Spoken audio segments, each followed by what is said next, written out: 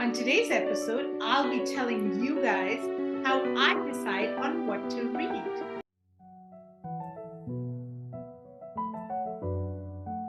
Hi, everyone. Welcome to TalktousToday. I'm Simrit. So, as most of you know by now, and if you don't, keep watching, there's more of this stuff. I'm an avid reader, a voracious reader. And like all readers, I collect more books than I could ever read. But they're really my security blanket. Some women need clothes and some women need diamonds. I need my books, guys. So many times I go out of town on a day trip, even with my husband or my family or whatever, friends. I'm always not carrying one book for a day trip, but two books in case I want to read something else. Now, I never used to parallel read, but lately I've gotten into the habit of parallel reading. But I always need my books with me in my bag when I'm going on a drive, when I'm going on a trip. So, yes, I know, it's a disease. I'm aware. And I am crazy, but this is it. This is me. I am the crazy one. And I know I'm not alone, but bring me in front of a bookstore and you've lost me. So that's me, the woman back there roaming around in the bookshelves, looking lost, reading the books, looking at them, touching them. Yes, I admit, smelling them sometimes. It's weird. I know, I'm weird. I bought a book or two sometimes that I already had in my bookshelf because I buy more than I can read. And obviously, my taste doesn't change. But now we're not discussing like my love for books, which is evident, but how do I choose these books? So many times I've been asked, how do you choose the books that you want to read? Because I just had a friend this morning tell me, you know what? You read, but how do you decide what you want to read? And when you're telling the stories, they sound so interesting. But how do you, like, I go to a bookshop or I go to the airport and I'm lost. I don't know what to buy. How do you know what to buy? So today I'm going to give you guys the answer to this. Um, the questions that I'm asked so much, here are the answers. Now, number one is that I know what I don't want to read. So that means that my tastes are like normally a fictional reader book, sorry. So a fictional book. So I don't look at the nonfiction too much. I do browse at it. I'll get a biography now and then what I like. I'll pick up a management book, but I'll never go to the self-help book. My joke is, and I said that it's a joke, is that I'm so perfect. Do I really need to read a self-help book? I should be writing them. But yeah, I know we can all improve, but that's me. I don't want to read a self-help book. I don't really care too much about the management books. I should be reading them though, I know that. But I'm not reading what I should read as much as I enjoy reading, and that's why I read more. So that's a key, guys. If you do want to start reading more, you got to read what you enjoy and not what you should. Like, who sets these norms? Read an article instead on what you should, but read the books that you want to read. So number one is I don't look in the sections that I don't want to read. I don't look at astrology. I don't look at palmistry. I don't read all this stuff. I don't really go towards the management. I do go towards fictional. Also, as far as genre goes, you should know what genre you like if you have one. So for me, historical fiction is way up there. So I will look at the historical fiction books. I know what I like. So I will say ask anybody any new historical fiction, which means for people who don't understand what historical fiction is, it's fictional, normally dialogue, but or a fictional story, but the backdrop will be real. So I've read a lot of Tudor books. Philippa Gregory does this, Michelle Moran does it. I've read a lot of Tudor books which talk about the historical events that happen, but the dialogue will be majority time it's just the dialogue in these books that is made up or it's picked up from the gist, so it makes for more interesting.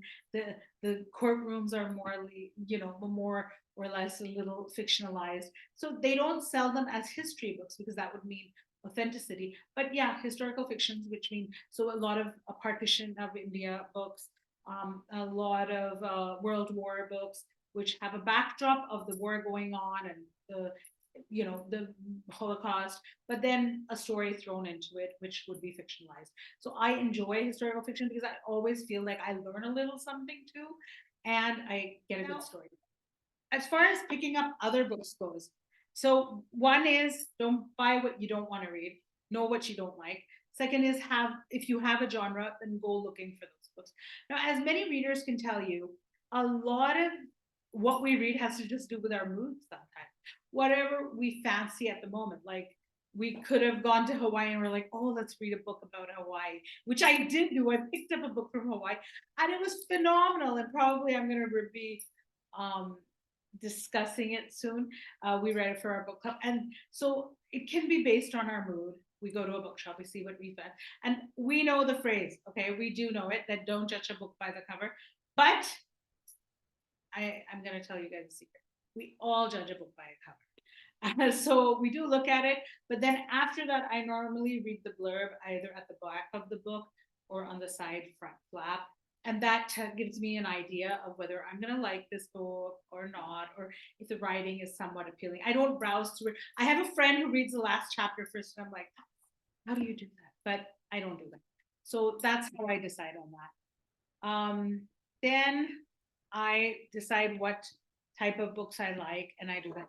I also read a lot of book lists. So, when on Facebook it goes like, this is my favorite, like Rory Gilmore's book list. So, if any of you guys out there with the which like the series Gilmore Girls, Rory is an avid, the girl, one of the protagonists in the book, is an avid reader. And so it's all the books that she reads in this series. You read 50 books to read before you're 50, 100 books to read before you die. I read all those lists and decide which one I really want to go through. Sometimes they're overhyped, sometimes they're not. It also gives me an insight into what kind of classics I read. I don't read too many classics, but yeah, occasionally. I mean, I had a friend in college, Carol, who put me onto Sons and Lovers, and I fell in love with that. So for a long time, I was reading a lot of classics more. Of course, the favorites, Jane Austen is there, and the Bronte sisters. But yeah, now I don't read it as much. I'll pick up a Charles Dickens now and then that I haven't read. But more or less, I read these lists, what's new out there. I'm not someone who likes romantic novels, which means that the main storyline cannot be a regular, romance story, a love story. It can be a part of it, but that can't be the main theme of the book. I don't enjoy that. That's me. I do follow my favorite authors. I follow my favorite authors. So when they come out with something new, I know it's there and I go and pick it up. Sometimes I like it, sometimes I don't, but more or less, that's how I decide on books. I love to talk about books. I don't like the New York bestsellers. So I read the New York bestsellers just to know what's out there. I like to read about whether the book reviews are put out. That helps me decide on what's out there, what's new. I do have a book club, so that gives me some recommendations by people who know what I like. So that's how I do. So the this is how I decide. Number one, I don't read what I don't like. I don't look there. I read book reviews. I read book lists. I decide what's coming out new. May not pick it up, but that's what I do. I know the genre I like, so I stick to that. I don't stick to that, but a lot of my reading has to do with historical fiction. Then I follow the authors that I enjoy and books that they recommend, and I talk about books. So I get recommendations all the time. So if you're out there looking to send me books, great, give us a shout out and I'll give you my address. Send me books that you think I'd like, and I can review them for you. Also, one of my favorite pastimes in the whole world is walking around a bookshop, walking around a library. I just get a vibe from the books. It sounds weird, kooky. I've already said I am a bit of a weirdo. So when I get a feel from a book, I pick it up, I look at it, I read, and then sometimes it just jumps at me, right? So browse bookshops and libraries to see what gets your goat, right? And that's how I decide on what to read. So there you go, guys. That's all on Talk to Us today. But do let us know how you decide what you want to read. In a sum, this is the this is how I decide. I browse libraries and bookshops. I read reviews and book lists. I know what genre I like and I know what I don't like. There you go. It's that simple. Please do let us know what you thought of our episode today by sending us a comment in the comment section below or sending us an email on hello@talktoustoday.com. Tongue twister, isn't it? We always love hearing from you guys and wanting to know what you thought, what you think we should be reading further, what we should be discussing further. Please do let us know. Also, don't forget to join this podcast on Spotify under the same name, Talk to Us Today. Please don't forget to hit the subscribe button and hit the bell to stay notified of our new videos every Friday at 6 p.m.